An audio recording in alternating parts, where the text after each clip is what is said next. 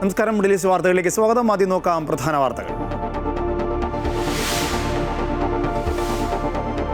ബലാത്സംഗ കേസിൽ രാഹുൽ മാങ്കൂട്ടത്തിന് തിരിച്ചടി. മുൻകൂർ ജാമ്യാപേക്ഷ തള്ളി തിരുവനന്തപുരം സെഷൻസ് കോടതി. അറസ്റ്റിന് തടസ്സമില്ല. രാഹുലിനായി അന്വേഷണം ഊർജിതം. സാമൂഹിക മാധ്യമത്തിൽ സത്യമേവ ജയതേ എന്ന പോസ്റ്റ് പങ്കുവച്ച് പരാതിക്കാരി. രണ്ടാമത്തെ പരാതിക്കാരിയും ക്രൈംബ്രാഞ്ചിന് മൊഴി നൽകാൻ സാധ്യത. രാഹുലിനെ പാർട്ടിയിൽ നിന്നും പുറത്താക്കി MLA സ്ഥാനം രാജിവയ്ക്കുന്നതാണ് നല്ലതെന്ന് നേതാക്കൾ.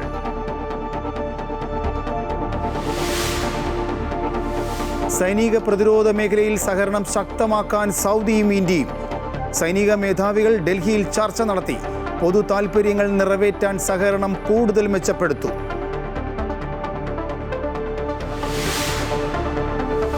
ഇന്ത്യ റഷ്യ വാർഷിക ഉച്ചകോടിക്കായി റഷ്യൻ പ്രസിഡന്റ് ഇന്ത്യയിൽ. വിമാനത്താവളത്തിൽ വ്ളാഡിമിർ പുടിന് ഊഷ്മള സ്വീകരണം. ഉച്ചകോടി നാളെ ഹൈദരാബാദ് ഹൗസിൽ. സുഖോയ് യുദ്ധവിമാനങ്ങളും മിസൈൽ പ്രതിരോധ സംവിധാനങ്ങളും വാങ്ങുന്ന കരാറുകളിൽ ഇരു രാജ്യങ്ങളും ഒപ്പുവെക്കും. GCC രാജ്യങ്ങളുടെ ബന്ധം കൂടുതൽ ശക്തമാക്കാൻ സംയുക്ത സിവിൽ ഏവിയേഷൻ അതോറിറ്റിക്ക് തീരുമാനം. അതോറിറ്റിയുടെ ആസ്ഥാനം UAE.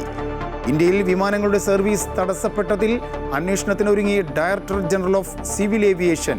ഇൻഡിഗോ ഇന്ന് റദ്ദാക്കിയത് 250-ലധികം വിമാനങ്ങൾ. ആയിരക്കണക്കിന് യാത്രക്കാർ ദുരിതത്തിൽ. കനത്ത പ്രതിഷേധം. സയ്യിദ് മുസ്താഖ് അലി T20 ടൂർണമെന്റിൽ മുംബൈയെ 15 റൺസിന് അട്ടിമറിച്ച് കേരളം. കളിയിലെ താരമായി ഷറഫുദ്ദീൻ.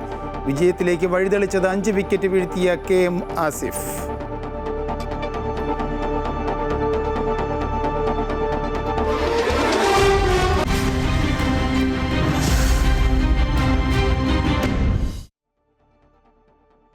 രാഹുൽ മാങ്കൂട്ടത്തിൽ MLA കോൺഗ്രസിൽ നിന്നും പുറത്താക്കി. പീഡനക്കേസിൽ കോടതി മുൻകൂർ ജാമ്യ ഹർജി തള്ളി. തൊട്ടടുത്ത നിമിഷം തന്നെ രാഹുലിനെ പാർട്ടിയുടെ പ്രാഥമിക അംഗത്വത്തിൽ നിന്നും പുറത്താക്കിയതായി KPCC അധ്യക്ഷൻ അറിയിച്ചു.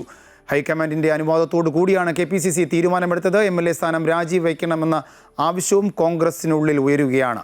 അതേസമയം മാതൃകാപരമായ തീരുമാനമെടുക്കാൻ CPM-ന് ധൈര്യമുണ്ടോ എന്ന് ചോദ്യമുയർത്തിയാണ് കോൺഗ്രസ് നേതൃത്വം പ്രതിരോധം തീർക്കുന്നത്. രാഹുൽ മാങ്കൂട്ടത്തിനെതിരെ രേഖാമൂലം പരാതി ഇല്ലാതിരുന്ന സമയത്താണ് പാർട്ടിയിൽ നിന്ന് സസ്പെൻഡ് ചെയ്യുകയും യൂത്ത് കോൺഗ്രസ് സംസ്ഥാന അധ്യക്ഷ പദവി രാജിവെപ്പിക്കുകയും ചെയ്തതെന്ന വാദമുയർത്തിയാണ് ഇത്രയും നാൾ വിവാദത്തെ കോൺഗ്രസ് നേതൃത്വം പ്രതിരോധിച്ചിരുന്നത്. എന്നാൽ കേസുമായി അതിജീവിത രംഗത്ത് വന്നതോടെ പ്രതിസന്ധിയിലായ നേതൃത്വം രാഹുലിനെ പുറത്താക്കുക എന്ന കടുത്ത സമ്മർദ്ദം ഈ ദിവസങ്ങളിലൊക്കെയും നേരിട്ടുകൊണ്ടിരുന്നു. രാഷ്ട്രീയ എതിരാളികളെക്കാൾ ചോദ്യങ്ങൾ ഉയർന്നത് കോൺഗ്രസിനുള്ളിലെ തന്നെ വനിതാ നേതാക്കളടക്കം പ്രബലമായ ഒരു വിഭാഗത്തിൽ നിന്നാണ്. ഒടുവിൽ അറസ്റ്റ് ഭയന്ന് ഒളിവിലായ രാഹുലിനെ ചൊല്ലി കൃത്യമായ നിലപാടിലെത്താനാകാതെ ദിവസങ്ങൾ തള്ളി നീക്കുകയായിരുന്നു നേതൃത്വം. തെരഞ്ഞെടുപ്പ് പ്രചാരണം ഉച്ചസ്ഥായിലെത്തി നിൽക്കുമ്പോൾ ബലാത്സംഗ കേസിൽ യുവ MLA സംരക്ഷിക്കുന്നു എന്ന ആരോപണം കനത്ത തിരിച്ചടിയാകുമെന്ന ബോധ്യമുണ്ടെങ്കിലും അഭിപ്രായ ഐക്യം അപ്പോഴും രൂപീകരിക്കാനായില്ല. രാഹുലിനെതിരെ ശക്തമായ നിലപാട് തുടക്കം മുതൽ സ്വീകരിച്ച VD സതീശൻ, രമേശ് ചെന്നിത്തല, K മുരളീധരൻ എന്നീ നേതാക്കൾ ഒരു ഭാഗത്തും, രാഹുലിനെ ചേർത്ത് നിർത്തിയ സണ്ണി ജോസഫ്, അടൂർ പ്രകാശ്, K സുധാകരൻ ഉൾപ്പെടെയുള്ളവർ മറുഭാഗത്തും നിലകൊണ്ടു. എന്നാൽ മറ്റൊരു പെൺകുട്ടി കൂടി ബലാത്സംഗ കേസുമായി രംഗത്ത് വന്നതോടെ നിൽക്കക്കള്ളിയില്ലാതായ നേതൃത്വം രാഹുലിനെതിരെ കടുത്ത നടപടി എടുത്തേ മതിയാകൂ എന്ന തീരുമാനത്തിലെത്തി. അപ്പോഴും മുൻകൂർ ജാമ്യത്തിൽ വിധി വരുന്നതുവരെ കാക്കാമെന്ന രക്ഷാകവചം രാഹുൽ അനുകൂലികൾ തീർത്തുകൊണ്ടേയിരുന്നു. ഒരു ദിവസം മുമ്പേ എടുത്ത തീരുമാനം പക്ഷേ വിധി പറയാൻ കോടതി ഹർജി മാറ്റിവെച്ചതോടെ നേതൃത്വവും പിന്നോട്ടു പോയി. ഒടുവിൽ ജില്ലാ സെഷൻസ് കോടതി കൃത്യം 2:25 ജാമ്യം തള്ളിയെന്ന വിധി പ്രസ്താവിക്കുകയും 2:26 തന്നെ രാഹുലിനെ പുറത്താക്കിക്കൊണ്ടുള്ള വാർത്താക്കുറിപ്പ് KPCC അധ്യക്ഷൻ പുറത്തുവിടുകയും ചെയ്തു. വളരെ നേരത്തെ തന്നെ തയ്യാറാക്കി വെച്ചിരുന്ന പുറത്താക്കൽ തീരുമാനം വിധി വന്ന സെക്കൻഡുകൾക്കുള്ളിൽ തന്നെ പാർട്ടി പരസ്യപ്പെടുത്തി. രാഹുൽ മാങ്കൂട്ടത്തിനെ കോൺഗ്രസ് പാർട്ടിയിൽ നിന്ന് പുറത്താക്കിയിരിക്കുന്നു. AICCയുടെ അനുമതിയോടുകൂടി. നേരത്തെ തന്നെ അനുമതി തേടിയിരുന്നു, അനുമതി ലഭിച്ചു. അനുമതിയോടുകൂടി ഇപ്പോൾ പുറത്താക്കിയിരിക്കുന്നു. അപ്പോഴും ഏറ്റവും അന്തസ്സുള്ള തീരുമാനം മാതൃകാപരമായി ധൈര്യപൂർവ്വം എടുത്ത മറ്റേത് പാർട്ടിയുണ്ട് എന്ന ചോദ്യമാണ് നേതൃത്വം CPM-ന് നേരെ ഉയർത്തുന്നത്. ഞാൻ എൻ്റെ പാർട്ടിയെക്കുറിച്ച് എനിക്ക് അഭിമാനമുണ്ട്. കാരണം ഇതുപോലത്തെ ഒരു ഗൗരവതരമായ കേസ് വന്നപ്പോൾ അത് രക്ഷപ്പെടുത്താൻ ശ്രമിക്കാതെ, കൊടപിടിച്ചു കൊടുക്കാൻ ശ്രമിക്കാതെ ഒരു പ്രസിഡന്റിന് പരാതി കിട്ടിയപ്പോൾ അത് അപ്പം തന്നെ പോലീസിലേക്ക് ഫോർവേഡ് ചെയ്യുകയും ഒക്കെ ചെയ്യും. അതേസമയം MLA സ്ഥാനം രാജിവെപ്പിക്കണമെന്ന ആവശ്യം ശക്തമായി തന്നെ കോൺഗ്രസിനുള്ളിൽ ഉയരുന്നു. കോൺഗ്രസ് ചിഹ്നത്തിൽ മത്സരിച്ചയാൾ പുറത്താക്കി കഴിഞ്ഞാൽ എങ്ങനെ പാർട്ടിയുടെ പ്രതിനിധിയായി നിലകൊള്ളുമെന്നാണ് ഉയരുന്ന ചോദ്യം. കോടതിയിൽ നിന്ന് നിയമപരമായ തിരിച്ചടിയുണ്ടായ അതേ നിമിഷം തന്നെ രാഹുൽ മാങ്കൂട്ടത്തിലിന് സ്വന്തം പാർട്ടിയിൽ നിന്നും തിരിച്ചടി നേരിട്ടു എന്നതാണ് ശ്രദ്ധേയമാകുന്നത്. അമൃത ന്യൂസ്, തിരുവനന്തപുരം. യുവതിയെ ബലാത്സംഗം ചെയ്യുകയും നിർബന്ധിച്ച് ഗർഭചിത്രം നടത്തുകയും ചെയ്തു എന്ന കേസിൽ രാഹുൽ മാങ്കൂട്ടത്തിൽ MLAക്ക് നേരത്തെ മുൻകൂർ ജാമ്യം തള്ളിയിരുന്നു. തിരുവനന്തപുരം ജില്ലാ സെഷൻസ് കോടതിയിൽ രാഹുൽ നൽകിയ മുൻകൂർ ജാമ്യ ഹർജിയാണ് തള്ളിയത്. അറസ്റ്റ് തടയണമെന്ന ഹർജിയും കോടതി തള്ളി. പ്രഥമ ദൃഷ്ട്യാ രാഹുലിന്റെ ഭാഗത്ത് വീഴ്ചയുണ്ടെന്നും മതിയായ രേഖകളാണ് പ്രോസിക്യൂഷൻ സമർപ്പിച്ചതെന്നും കോടതി ചൂണ്ടിക്കാട്ടി. രാഹുൽ മാങ്കൂട്ടത്തിന്റെ ജാമ്യ ഹർജിയിൽ രാവിലെ 11:30 കോടതി നടപടികൾ തുടങ്ങിയപ്പോൾ തന്നെ പ്രതിഭാഗം അഭിഭാഷകൻ നോട്ട് ടു അറസ്റ്റ് ഉപഹർജി നൽകി. മുൻകൂർ ജാമ്യത്തിൽ വിധി വരുന്നതുവരെ അറസ്റ്റ് ചെയ്യരുത് എന്നാവശ്യപ്പെട്ടാണ് ഹർജി നൽകിയത്. തുടർന്ന് പ്രോസിക്യൂഷൻ രാഹുലിനെതിരെ കൂടുതൽ ഡിജിറ്റൽ തെളിവുകൾ നൽകുകയും അതിന്മേൽ ഇരുവിഭാഗത്തിന്റെയും വാദം നടക്കുകയും ചെയ്തു. 12 മണിയോടെ വാദം പൂർത്തിയായി.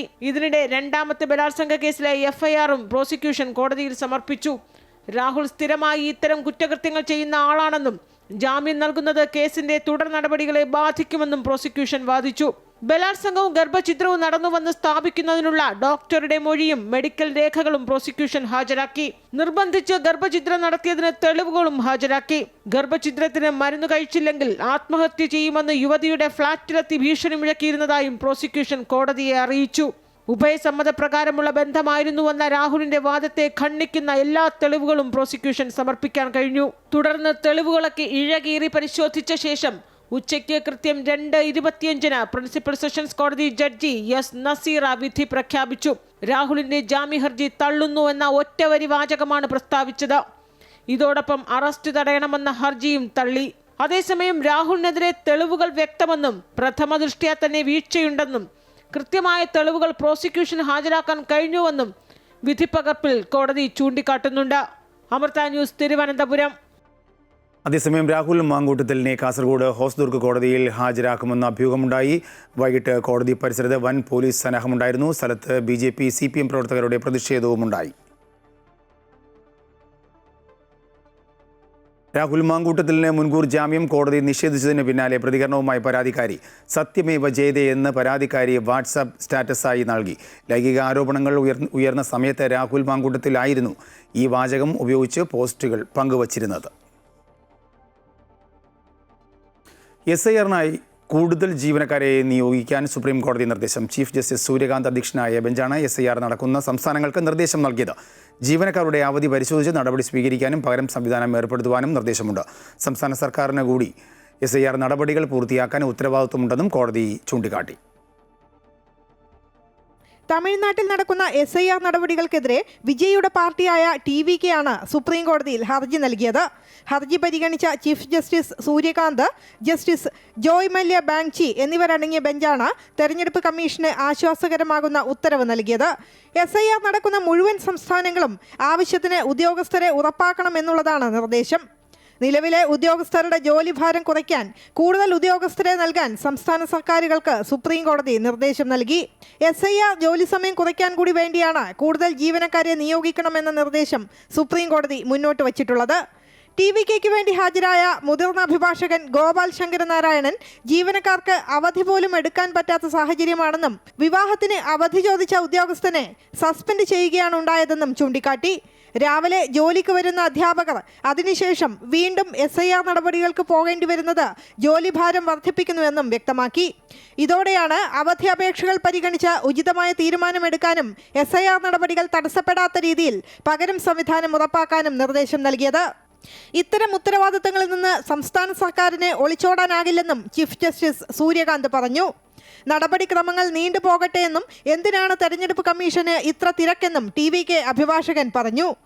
അമൃത ന്യൂസ്, ന്യൂഡൽഹി.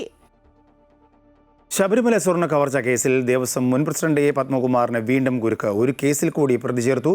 ദ്വാരപാലക ശില്പപാളി കേസിൽ പത്മകുമാറിന് പങ്കുണ്ടെന്ന് നിഗമനമുണ്ട്. വിജിലൻസ് കോടതിയിൽ ഹാജരാക്കിയ പത്മകുമാറിനെ 14 ദിവസത്തേക്ക് വീണ്ടും റിമാൻഡ് ചെയ്തു. മുൻ MLA കൂടിയായ A. പത്മകുമാറിനെ ശബരിമല കട്ടളപ്പാളി കേസിലായിരുന്നു ആദ്യം പ്രതി ചേർത്തിരുന്നത്. ദ്വാരപാലക ശില്പ കേസിന്റെ തട്ടിപ്പിലും പങ്കുണ്ട് എന്ന് കണ്ടെത്തിയതിനെ തുടർന്ന് അന്വേഷണ സംഘം ജയിലിലെത്തിയ പത്മകുമാറിന്റെ അറസ്റ്റ് രേഖപ്പെടുത്തി. വൈകാതെ കസ്റ്റഡിയിൽ വാങ്ങി ചോദ്യം ചെയ്യാനാണ് നീക്കം. 2019 ദ്വാരപാലക ശില്പങ്ങളിൽ പൊതിഞ്ഞ സ്വർണ്ണപ്പാളി കടത്തിക്കൊണ്ടുപോയതിലെ പങ്കു വിശദീകരിച്ചാണ് പ്രത്യേക അന്വേഷണ സംഘം A. പത്മകുമാറിനെ പ്രതി ചേർത്തിട്ടുള്ളത്. ദ്വാരപാലക ശില്പപാളികളിലെ സ്വർണം ചെമ്പായി രേഖപ്പെടുത്തി ഉണ്ണികൃഷ്ണൻ പോറ്റി സഹായിച്ചെന്നാണ് SITയുടെ കണ്ടെത്തൽ. ഇതോടെ ശബരിമലയിലെ സ്വർണ്ണക്കൊള്ളയിലെ 2 കേസിലും പത്മകുമാർ പ്രതിയായി. റിമാൻഡ് കാലാവധി നീട്ടാൻ കൊല്ലം വിജിലൻസ് കോടതിയിൽ ഹാജരാക്കിയ പത്മകുമാറിനെ ഡിസംബർ 18 വരെ ജുഡീഷ്യൽ കസ്റ്റഡിയിൽ വിട്ടു. പത്മകുമാറിന്റെ ജാമ്യ ഹർജി തിങ്കളാഴ്ചയാണ് കോടതി പരിഗണിക്കുക. താൻ നടപ്പാക്കിയത് ബോർഡിന്റെ തീരുമാനമാണെന്നും എല്ലാവരും ഉത്തരവാദികളുമാണെന്നാണ് ജാമ്യഹർജിയിൽ പറയുന്നത്. പ്രായമായ ആളായതിനാൽ പരിഗണന വേണമെന്നും വാദമുണ്ട്. മുൻ എക്സിക്യൂട്ടീവ് ഓഫീസർ സുധീഷ് കുമാറിന്റെ ജാമ്യാപേക്ഷയും തിങ്കളാഴ്ച പരിഗണിക്കും.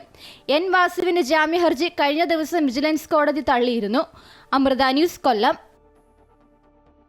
രാജ്യത്താകെ വിമാനങ്ങളുടെ സർവീസ് തടസ്സപ്പെട്ടതുമായി ബന്ധപ്പെട്ട അന്വേഷണത്തിന് ഒരുങ്ങിയ director general of civil aviation. ചൊവ്വ, ബുധൻ ഉൾപ്പെടെയുള്ള ദിവസങ്ങളിൽ വിമാന സർവീസുകൾ കൂട്ടത്തോടെ റദ്ദാക്കിയ സംഭവത്തിലാണ് അന്വേഷണം നടക്കുക. ഇന്നലെയും ഇന്നുമായി ഇൻഡിഗോ എയർ ഇന്ത്യ വിമാനങ്ങൾ റദ്ദാക്കിയതിലും അന്വേഷണം DGCA പ്രഖ്യാപിച്ചു. 150 സർവീസുകളാണ് ഇൻഡിഗോ മാത്രം റദ്ദാക്കിയത്. സാങ്കേതിക വിഷയങ്ങൾ കാരണമെന്നാണ് വിശദീകരണം. അതേസമയം ജീവനക്കാരുടെ കുറവ് കാരണമെന്നും റിപ്പോർട്ടുകളുണ്ട്. യാത്രക്കാർക്ക് ബദൽ സംവിധാനമല്ല എങ്കിൽ റീഫണ്ട് ഉറപ്പാക്കുമെന്നും ഇൻഡിഗോ അറിയിച്ചു. തടസ്സങ്ങൾ കാരണം ഉപഭോക്താക്കൾക്കുണ്ടായ അസൗകര്യത്തിൽ ഖേദിക്കുന്നുവെന്നും ഇൻഡിഗോ അറിയിച്ചു. വിമാനത്താവളങ്ങളിലേക്ക് പോകുന്നതിന് മുമ്പ് ഒഫീഷ്യൽ വെബ്സൈറ്റിൽ ഏറ്റവും പുതിയ ഫ്ലൈറ്റ് സ്റ്റാറ്റസ് പരിശോധിക്കണമെന്നും നിർദ്ദേശമുണ്ട്. അതേസമയം ഇന്ത്യയുടെ ചെലവ് കുറഞ്ഞ വിമാന കമ്പനി ആയതിനാൽ മിക്ക യാത്രക്കാരും ഇൻഡിഗോയെയാണ് ആശ്രയിക്കുന്നത്. എന്നാൽ അടുത്തിടെ വിമാനം വൈകുന്നതും റദ്ദാക്കുന്നതും വഴിതിരിച്ചുവിടുന്നതുമായ പ്രശ്നങ്ങൾ യാത്രക്കാർ ചൂണ്ടിക്കാട്ടിയിരുന്നു. ചെക്ക് ഇൻ സോഫ്റ്റ്വെയർ തകരാർ ഇന്നലെ രാത്രി എയർ ഇന്ത്യ വിമാന സർവീസുകളെ ബാധിച്ചിരുന്നു. ഡൽഹിയിൽ മാത്രം ഇൻഡിഗോയുടെ 67 വിമാനങ്ങളാണ് റദ്ദാക്കിയത്. ബാംഗ്ലൂരിൽ നിന്നുള്ള 32 വിമാനങ്ങളും മുംബൈയിൽ നിന്നുള്ള 22 വിമാനങ്ങളും റദ്ദാക്കിയിരുന്നു. എയർ ഇന്ത്യയുടെ വിമാനങ്ങളും വൈകി സർവീസ് നടത്തുകയും റദ്ദാക്കുകയും ചെയ്തത് വിമർശനങ്ങൾക്കിടയാക്കി. ഇൻഡിഗോയെ ബാധിച്ചത് സാങ്കേതിക പ്രശ്നങ്ങളെന്നാണ് കമ്പനി വ്യക്തമാക്കിയത്. പെട്ടെന്ന് പരിഹരിക്കുവാനുള്ള നടപടികൾ സ്വീകരിക്കുകയാണെന്നും അറിയിച്ചിരുന്നു. ഏത് തരത്തിലുള്ള സാങ്കേതിക പ്രശ്നമാണ് ഉണ്ടായത് എന്നാണ് DGCA അന്വേഷണത്തിലൂടെ കണ്ടെത്താൻ ശ്രമിക്കുന്നത്. നവംബർ മാസത്തിൽ വിമാന കമ്പനികൾ രാജ്യത്താകെ 1200-ലധികം സർവീസുകൾ റദ്ദാക്കിയതായിട്ടാണ് റിപ്പോർട്ടുകൾ. വിമാനത്താവളങ്ങളിലെ ചെക്ക് ഇൻ സംവിധാനങ്ങളുണ്ടായ സാങ്കേതിക തകരാർ മൂലം എയർ ഇന്ത്യയുടെ ഒട്ടേറെ വിമാന സർവീസുകൾ കഴിഞ്ഞ ദിവസങ്ങളിൽ വൈകിയിരുന്നു. തേർഡ് പാർട്ടി സിസ്റ്റം ഡിസ്പർഷനാണ് പല വിമാനത്താവളങ്ങളിലെയും ചെക്ക് ഇൻ സംവിധാനങ്ങളെ ബാധിച്ചതെന്നും ഇത് മറ്റു വിമാന കമ്പനികളുടെ സർവീസുകളെയും ബാധിച്ചിട്ടുണ്ടെന്നും എയർ ഇന്ത്യ അറിയിച്ചിരുന്നു. News desk, Amrita news. India Russia വാർഷിക ഉച്ചകോടിക്കായി റഷ്യൻ പ്രസിഡന്റ് വ്ളാഡിമിർ പുടിൻ ഇന്ത്യയിലെത്തി പ്രധാനമന്ത്രിയുമായി കൂടിക്കാഴ്ച നടത്തും. നാളെയാണ് ഇന്ത്യ റഷ്യ വാർഷിക ഉച്ചകോടി. സുഖോയ് വിമാനങ്ങളും മിസൈൽ പ്രതിരോധ സംവിധാനങ്ങളും വാങ്ങുന്നത് ഉൾപ്പെടെയുള്ള കരാറുകളിൽ ഇരു രാജ്യങ്ങളും ഒപ്പുവയ്ക്കും. പുടിൻ്റെ സന്ദർശനത്തോടനുബന്ധിച്ച് 5 തലങ്ങളിലുള്ള സുരക്ഷയാണ് രാജ്യ തലസ്ഥാനത്ത് ഒരുക്കിയിട്ടുള്ളത്. പാർലമെന്റിൽ നിതിൻ ഗഡ്കരിയുടെ വമ്പൻ പ്രഖ്യാപനം. ടോൾ പിരിവ് 1 വർഷത്തിനുള്ളിൽ പൂർണ്ണമായി ഇല്ലാതാക്കും. രാജ്യത്ത് നിലവിലുള്ള ടോൾ പിരിവ് സമ്പ്രദായം 1 വർഷത്തിനുള്ളിൽ പൂർണ്ണമായും അവസാനിക്കുമെന്ന് കേന്ദ്രമന്ത്രി നിതിൻ ഗഡ്കരി പറഞ്ഞു. ഈ സംവിധാനത്തിന് പകരമായി ഒരു ഇലക്ട്രോണിക് സംവിധാനം നിലവിൽ വരും. ഇത് ഹൈവേ ഉപഭോക്താക്കൾക്ക് തടസ്സമില്ലാതെ യാത്രാ അനുഭവം ഉറപ്പാക്കുമെന്നും അദ്ദേഹം പറഞ്ഞു. പ്രതിപക്ഷ സഖ്യത്തെ പ്രതിസന്ധിയിലാക്കി കോൺഗ്രസ് MP ശശി തരൂരിൻ്റെ ലേഖനം.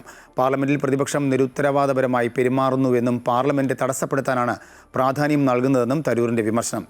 UPA സർക്കാരിൻ്റെ കാലത്ത് NDA സ്വീകരിച്ച അതേ നിലപാടാണ് ഇന്ത്യ സഖ്യം ഇപ്പോൾ സ്വീകരിക്കുന്നതെന്നും തരൂർ വിമർശിക്കുന്നു. BJPയേക്കാൾ കൂടുതൽ പ്രതിപക്ഷത്തെ പ്രതിസന്ധിയിലാക്കുന്നത് പലപ്പോഴും ശശി തരൂരാണ്. ഈ സമ്മേളന കാലയളവിലും സ്ഥിതി മറിച്ചല്ല. പാർലമെന്റ് നിരന്തരമായി തടസ്സപ്പെടുന്ന കാര്യത്തിലാണ് രൂക്ഷമായ വിമർശനം ശശി തരൂരിന്റെ ഭാഗത്തുനിന്ന് ഉണ്ടായിട്ടുള്ളത്. ദേശീയ മാധ്യമത്തിൽ എഴുതിയ ലേഖനത്തിലാണ് പാർലമെന്റിലെ പ്രതിപക്ഷ നിലപാടുകളെ തരൂർ പരസ്യമായി തള്ളുന്നത്. പ്രതിപക്ഷ പാർട്ടികൾ പാർലമെന്റിൽ ഉത്തരവാദിത്തം മറന്ന് പെരുമാറുന്നുവെന്നും ചർച്ചകളിലൂടെ സർക്കാരിനെ വെല്ലുവിളിക്കുന്നതിന് പകരം പാർലമെന്റ് നടപടികൾ തടസ്സപ്പെടുത്തുന്നതിലാണ് പ്രാധാന്യം കൊടുക്കുന്നതെന്നാണ് തരൂരിന്റെ വിമർശനം. ചോദ്യോത്തരവേളകൾ ഫലപ്രദമായി ഉപയോഗിക്കുന്നില്ലെന്നും പ്രതിപക്ഷത്തിന് തന്നെയാണ് നഷ്ടമെന്നും ശശി തരൂർ പറയുന്നു. UPA കാലത്ത് സഭാ നടപടികൾ തടസ്സപ്പെടുത്തുന്നത് BJPയുടെ രീതിയായിരുന്നു.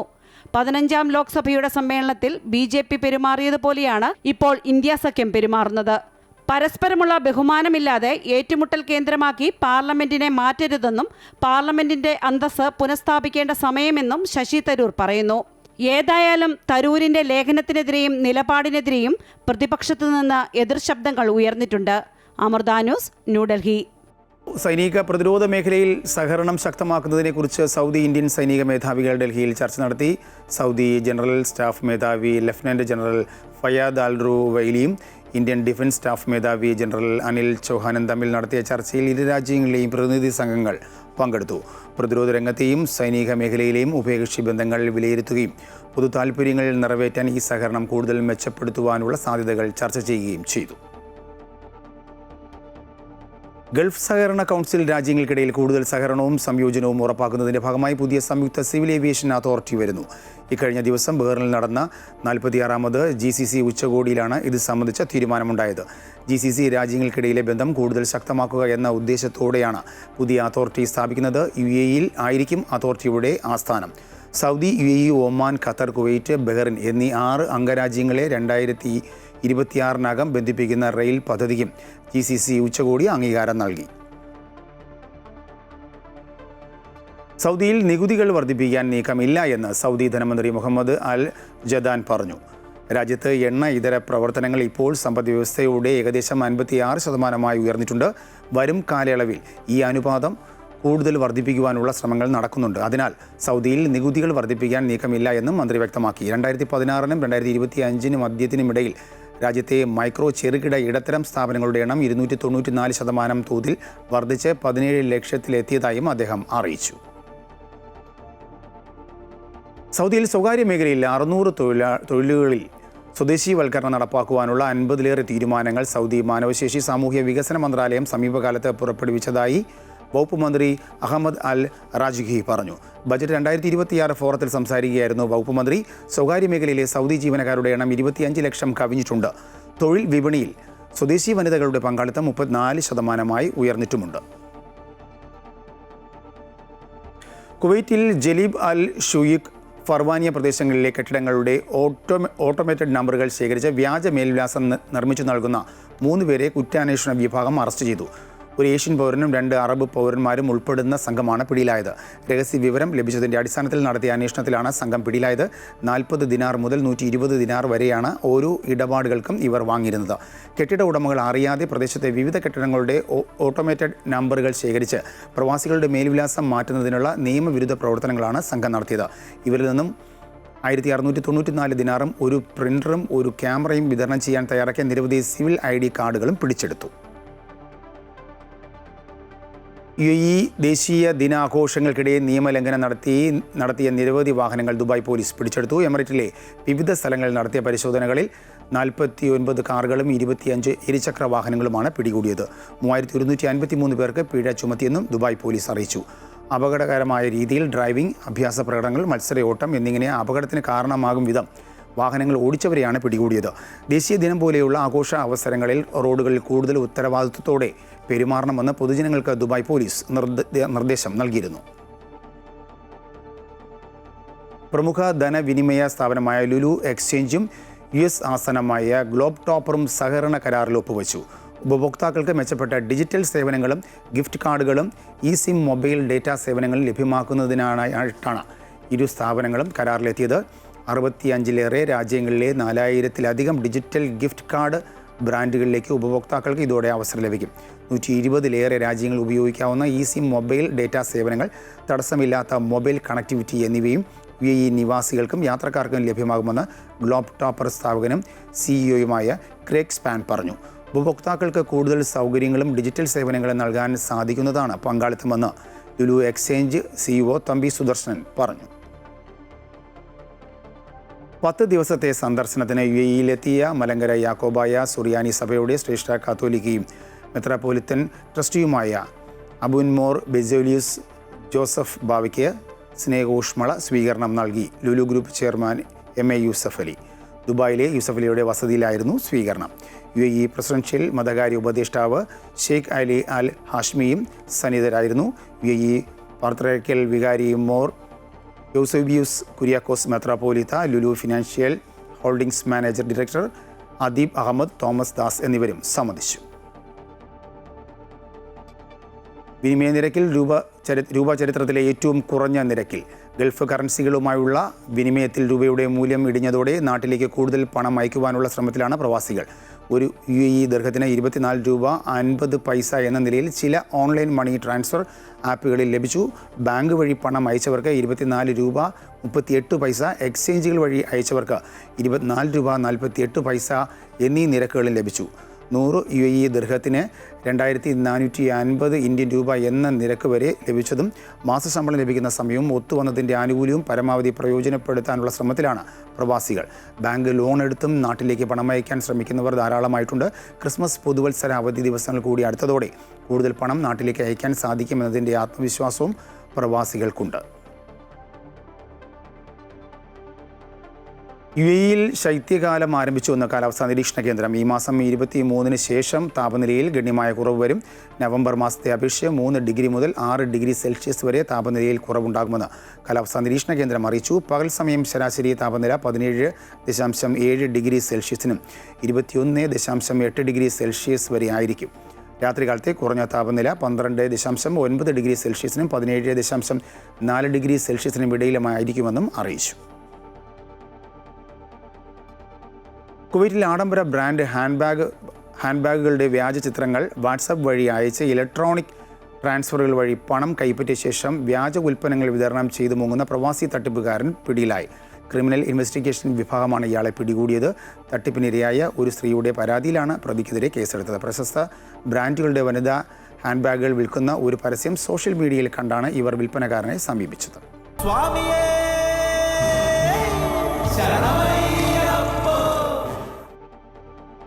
ശബരിമലയിൽ തൃക്കാർത്തികയോടനുബന്ധിച്ച് സന്നിധാനത്തും പരിസരത്തും ദീപങ്ങൾ തെളിയിച്ചു. വിവിധ വകുപ്പുകളിലെ ജീവനക്കാരും ദേവസ്വം ബോർഡ് ജീവനക്കാരും ചേർന്നാണ് ദീപം തെളിയിച്ചത്. നിരവധി ഭക്തരാണ് തൃക്കാർത്തികയിൽ പങ്കെടുത്തത്.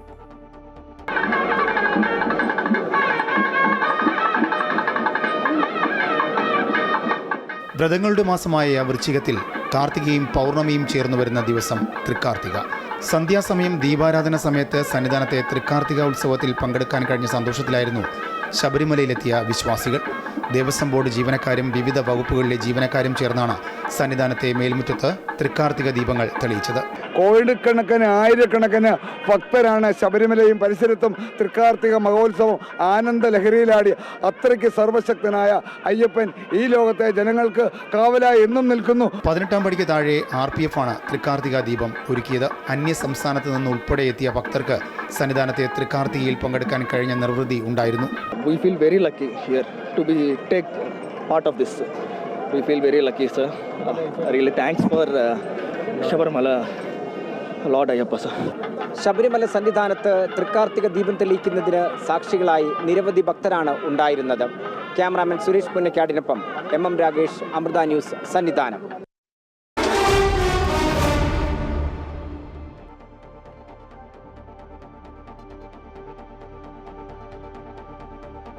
ഇനി കായിക വാർത്തകൾ നോക്കാം. സയ്യിദ് മുസ്താഖ് അലി ട്രോഫിയിൽ മുംബൈയെ തകർത്ത് കേരളത്തിന് സൂപ്പർ ജയം.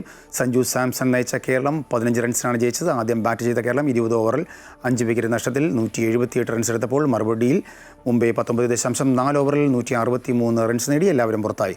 മറുപടി ബാറ്റിംഗിൽ മുംബൈയുടെ 5 വിക്കറ്റുകൾ വീഴ്ത്തിയ KM ആസിഫാണ് മത്സരം കേരളത്തിന് അനുകൂലമാക്കിയത്. 3.4 ഓവറിൽ ആസിഫ് 24 റൺസ് വഴങ്ങി 5 വിക്കറ്റുകൾ നേടി. ടോസ് നേടിയ കേരള ക്യാപ്റ്റൻ സഞ്ജു സാംസൺ ബാറ്റിംഗ് തിരഞ്ഞെടുക്കുകയായിരുന്നു. ലോകകപ്പ് ജൂനിയർ ഹോക്കി ക്വാർട്ടറിൽ ഇന്ത്യ നാളെ ബെൽജിയത്തിനെ നേരിടും. അപരാജിതരായിട്ടാണ് ഇന്ത്യ ക്വാർട്ടറിലേക്ക് എത്തിയത്. 3-ാം ഗ്രൂപ്പ് മത്സരത്തിൽ സ്വിറ്റ്സർലൻഡിനെ 5-0 തോൽപ്പിച്ചാണ് ഇന്ത്യയുടെ മുന്നേറ്റം. ഇതോടുകൂടി ഈ വാർത്താ ബുള്ളറ്റിൻ പൂർണ്ണമാകുന്നു. കൂടുതൽ വാർത്തയ്ക്കായി അമൃത ന്യൂസ് യൂട്യൂബ് കാണുക.